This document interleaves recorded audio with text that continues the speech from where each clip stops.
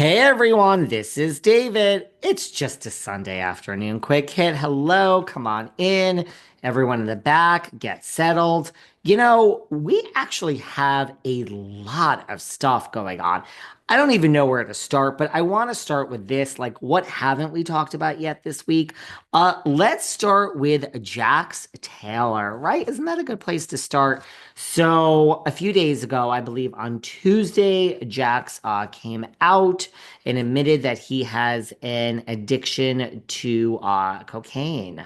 So, which I don't know. So there you go. That's what he says. And Jax has said that it is a disease. It's a disease, and he has said that it is something that he will have to work on for the rest of his life. He says he's been on and off addicted for 22 years. 22 years. And it's really hard. The interview took place this past Tuesday, and at that point, he said he was approximately 82 to 83 days sober. Jax also opened up, and we're going to get into Brittany next, but Jax opened up and said that this was his second stint in rehab, and the first time it just didn't happen. He tried, but he just did not get sober the first time. Um, he said he returned to rehab because of an incident with Brittany that there was a that he was in the car and there was a doctor's visit that he was going to with Cruz, and Brittany was in the car. You know, if you're in the car and you like need to charge your phone and you plug the phone in, well, now they can see your music, and someone like texts you, and you know what pops up on someone's dashboard? Oh, I've had that happen so many times, right? Like, what do? You got to charge your phone, but like, you don't really want anyone to see who's texting you. So he was driving in the car with Brittany, and they were taking Cruz to a doctor's appointment, and the phone was connected, and someone named Julian popped up. That's, allegedly the guy that Brittany, dated, slept with while they were in the process of separating. She was in the car, and he says that he took a substance the night before and he just fucking lost it. He went insane when this name popped up, that it truly triggered him. And that is when he said, wow, I have a problem and I need to go back to rehab. Look, is that his, breaking point, his low? We all have people that have addiction, of course, all have a different. Just when you think, I read, we had Belinda Carlisle from the Go-Go's. Anyone who's under like 70 years old probably doesn't even know who I'm talking about, but a legend. I read her autobiography, past guest of Behind the Velvet Rope, a legend. And in her autobiography, she talks about like being in the middle of the jungle and I think Brazil, and going to get like rock cocaine with Rod Stewart. And even that wasn't her low. And then she talks about like she would check into hotels for days at the height of her fame and just lock the door and just lock herself in the closet and go on a coke binge. And then her son found out, and even that wasn't her like lowing in a breaking point. So has Jax reached it? Was this car experience it? I don't know.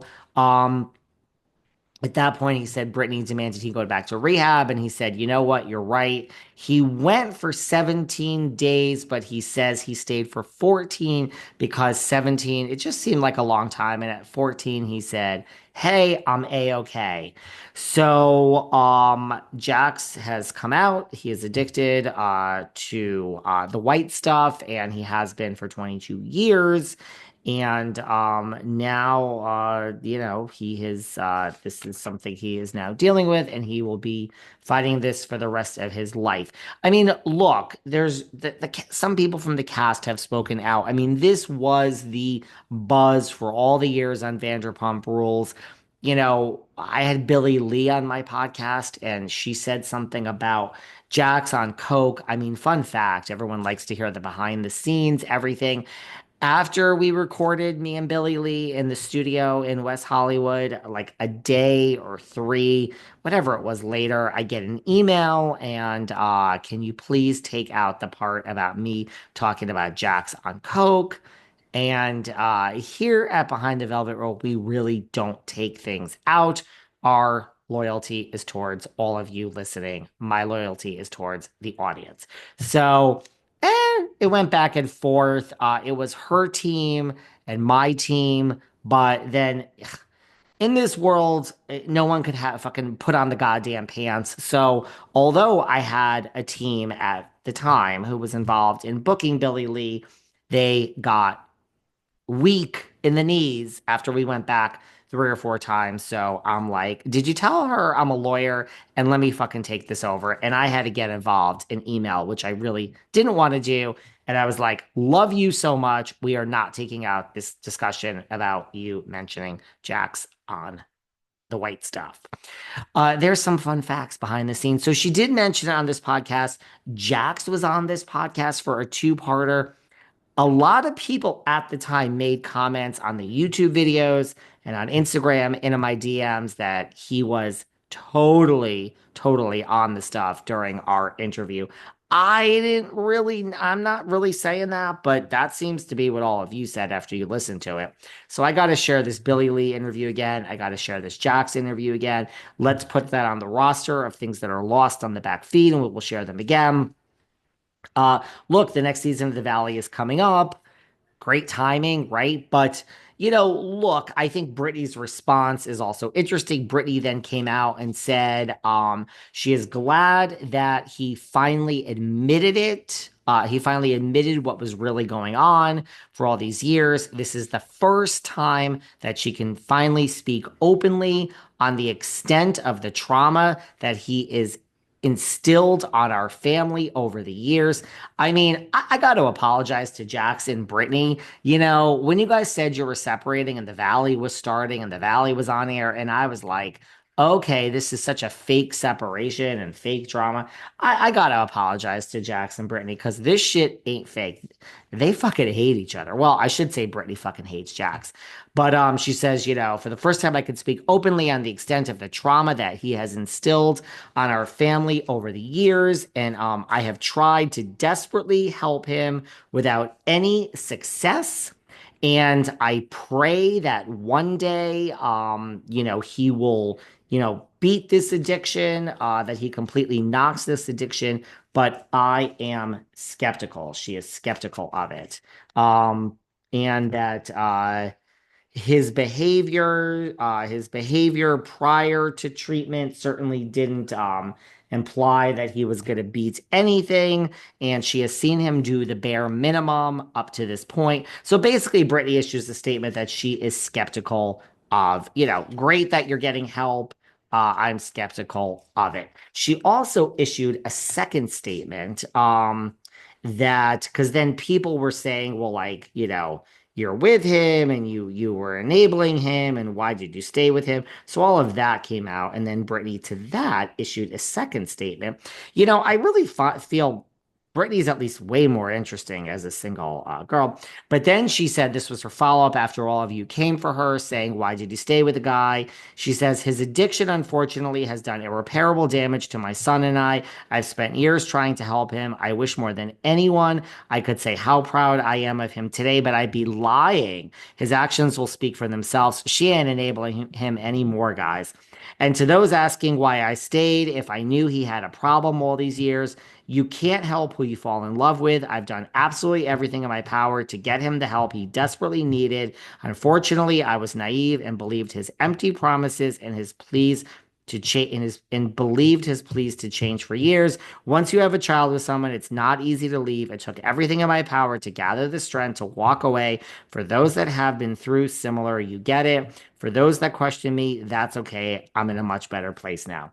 She's done. I mean, it seems like the addiction is a lot of what she finally left. Look, when someone has an addiction, you can try to help them. You can try to help them. At the end of the day, you can't help them. The addiction is greater than love. It's greater than your children. It's greater than every single other thing in your life.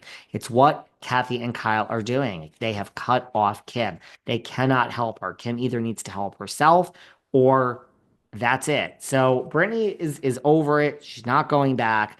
We're going to see all this. Who knows how much we're going to see on the Valley, but we're going to see it. No one is surprised by this, right? No one listening. The cast is not really surprised. Tom Sandoval was just on Watch What Happens Live. He said that, they have not sold the house that him and Ariana are living in. He's living in it. I guess he has not moved in with a girlfriend. And that yeah, maybe he'll work with Schwartzy again one day. They don't know who's going to get the Schwartz and Sandy sign. Might as well bring it to Andy. He gave Andy the teddy bear that sings like he sang on The Traitors. And he basically said, yeah, I was somewhat, he didn't want to answer it, but he said, I was somewhat aware, as was the rest of the cast, about Jax's addiction. Of course you were. I'd like someone to ask Lisa Vanderpump about this question. I mean, they asked her eventually about James Kennedy and the domestic abuse allegations against Allie, and she spoke out. I'd like to know what she thinks about this. So there you go. Tom also said that he congratulated Luke on the pregnancy with Dodie. I'd like to see Sandoval and Dodie be friends, right? I know you guys hate the guy, but I'd like to see that. And he denied any feuds with Dolo, Miss Catania, one of the four winners of the Traders. If we have time, I actually have a lot to say about the Traders. Lala's also done an interview. She just settled her custody battle with Randall. She's not going into details. She will do whatever is best for Ocean, and they have settled this. Good for them. It's always good to see that, right? She said Brittany is one of her closest friends, and comparing Jax's sobriety to her own, she has learned in recovery that everyone's journey is their own. It is not her place to talk on Jax's sobriety, but Brittany is one of her best friends, implying also, yeah, of course I knew about this. Seems like the whole cast knew, seems like everybody knew. So, of course, we hope Jax gets the help that he needs. We would like to see it play out on the Valley because that's just who we are. And Brittany doesn't buy it, and she is done enabling him. I don't know. I saw videos of this interview. I mean, Jax just loves the drama. She is such a drama queen, isn't she? So I get it. I mean, I hope it works, right? Um, all right, here is something that I'm really kind of into this story. You guys